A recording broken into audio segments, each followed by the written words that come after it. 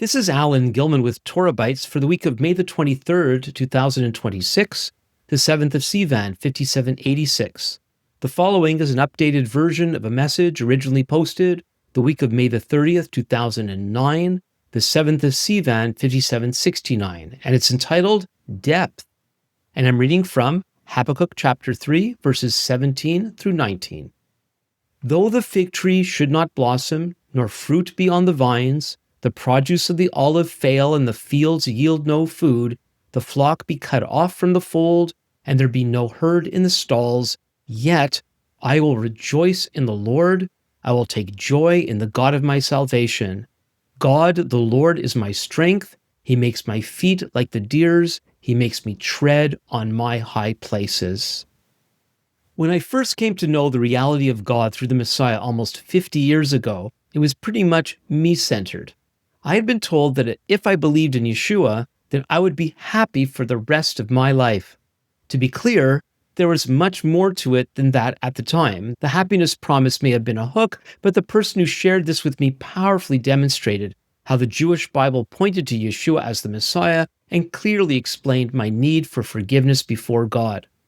Thankfully, despite any misguided motives on my part, God indeed made himself known to me. Don't get me wrong, it's not as if knowing God has no personal benefit. It's that knowing him is not primarily about me, my personal needs, and my happiness. That's not to say that I haven't experienced a happiness I never dreamed possible, not to mention peace and security in the midst of great difficulty. The depth of reality that comes from truly knowing the God of Israel is vividly expressed in the words I read from this week's Haftarah, as the weekly reading portion from the Hebrew prophets. It's striking that this portion is a special reading for the festival of Shavuot, also called Pentecost or Weeks. It begins this year, Friday evening, May 22nd. Shavuot is a harvest festival, a time to rejoice over God's provision. But Habakkuk says that he will rejoice in God even when the harvest produces nothing. This is a most difficult concept if we think, as I originally did, that following God is all about what we get out of it.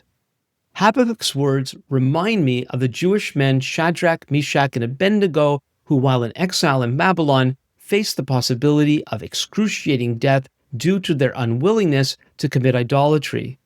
Just before being thrown into the fiery furnace, they said to the king of Babylon in Daniel chapter 3, verses 17 and 18, "Our God whom we serve is able to deliver us from the burning fiery furnace, and he will deliver us out of your hand, O king.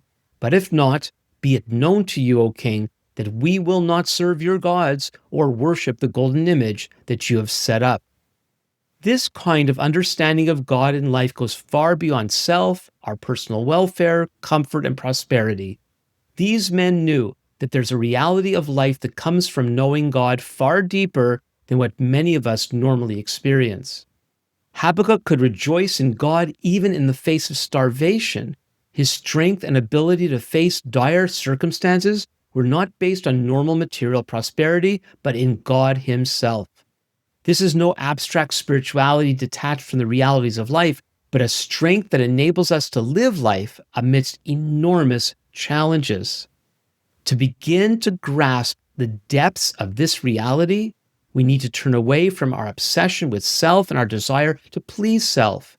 It's as we submit ourselves to God and his will for our lives, whatever that may be, that we can find a joy and a strength beyond our wildest dreams. For more messages like this, visit the Torah Bites website at www.torahbites.org.